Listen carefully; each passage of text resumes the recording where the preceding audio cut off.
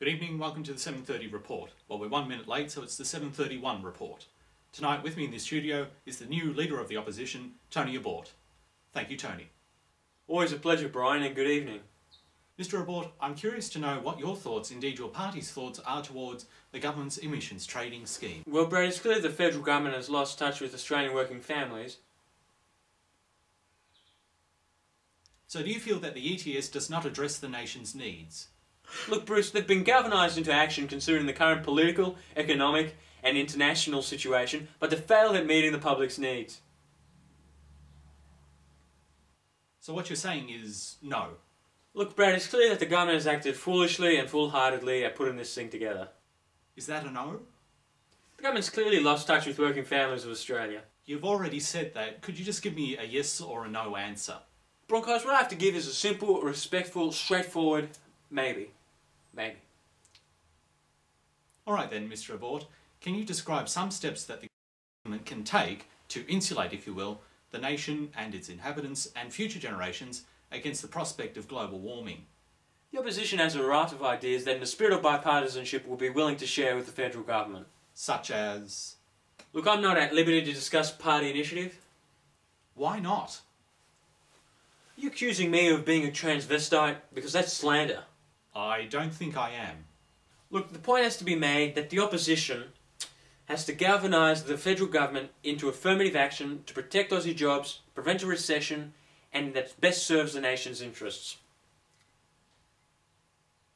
Are we still talking about the same thing? Look, Susan, there's something that you quite clearly don't understand about politics, and that is, if you're a member of the opposition, like me, you have to contradict everything that the government says, or else I wouldn't have a job, would I? So that would explain why the members of the opposition voted unequivocally against the ETS. Well, how could we not? The government tables these sort of documents at obvious exploitation of the system and an unjust use of taxpayers' money. Australian working families are sick and tired of this sort of bureaucratic red tape, and quite frankly, so am I. Look at this thing. 1, 2, 3. 3 pages. Who wants to count past 3? Too many pages to count. Well, 247 pages actually. Exactly. 347 pages. I said 247. Working families.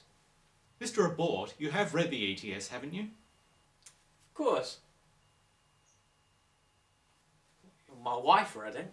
And what did she think? I don't know, I've been sleeping on the couch for the past week. Mr. Abbott, how do you expect to lead your party to the next election if you deny affirmative action on the very real threat of global warming?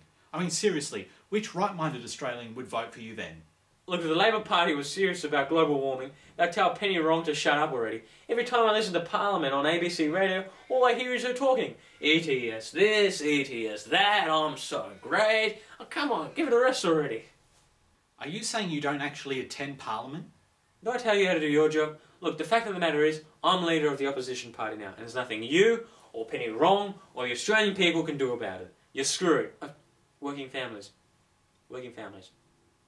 Moving on to our next point of discussion, your win over your predecessor. There's been a cloud of speculation over the whole issue, with many commentators saying that they saw it coming. I'm curious to know about the internal machinations that have given rise to the series of events over the past few days.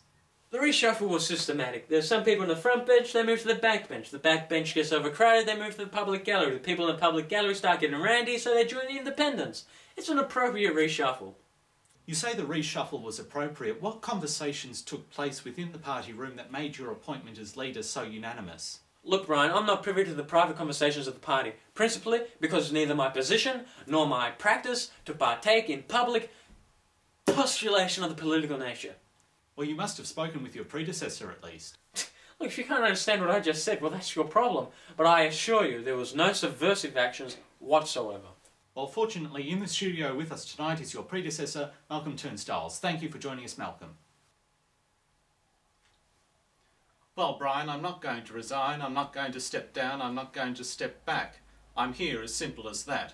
I'm going to lead my party into the 21st century. Your party just recently voted Tony Abbott as their new leader. Well, nobody told me. We sent out an email. Did you? My BlackBerry mustn't be working. That's a stapler. Well, that explains it then. Tony, I thought we were friends. Well, yeah, just, not in the literal sense. But regardless, I still thought you were incompetent. I am.